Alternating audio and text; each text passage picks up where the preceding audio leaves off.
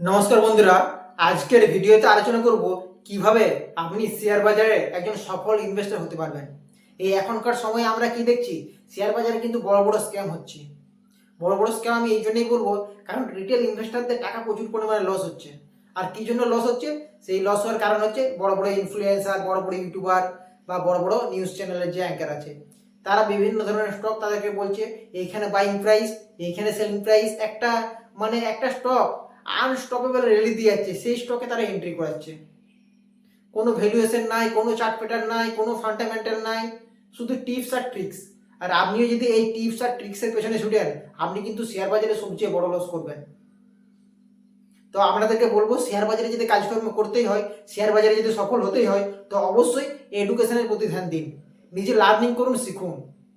অন্যের ভরসায় আপনি যদি থাকেন, অন্যের কাছ থেকে টিপস নেন, কোন স্টক কিনবেন, কখন বিক্রি করবেন, কোন মিউচুয়াল ফান্ডে বিনিয়োগ করবেন, তো সেটা কিন্তু শেয়ার বাজারে আপনাকে লং টাইমে সাকসেস হবেন না আপনি।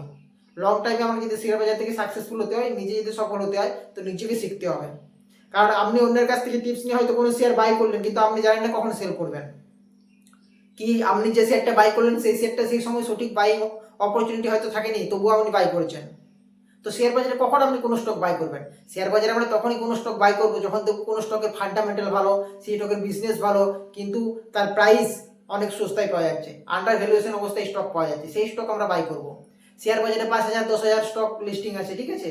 তো সেখান থেকে আমাদের পোর্টফোলিওতে মাত্র 20-30টাই স্টক প্রয়োজন। তো আমরা কেন এমন স্টক বাই করবো যে স্টক একদম বেড়েই চলে যাচ্ছে রকেটের গতিতে? সেই স্টক যেদিন পড়বে সেদিন তো আমাদের পোর্টফোলিওতে অনেক লস হবে।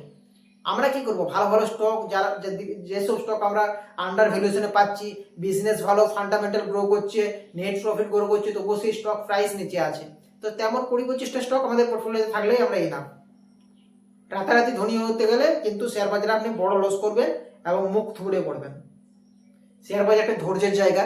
এখানে আপনি যদি ধৈর্য ধরে প্যাশেন্সলি আপনি যদি ধীরে ধীরে ইনভেস্টমেন্ট করেন, তো আপনার টাকাকে ধীরে ধীরে কিন্তু আপনি গ্রো করতে পারবেন। একদিন বড় ওয়েলথ ক্রিয়েট করতে পারবেন।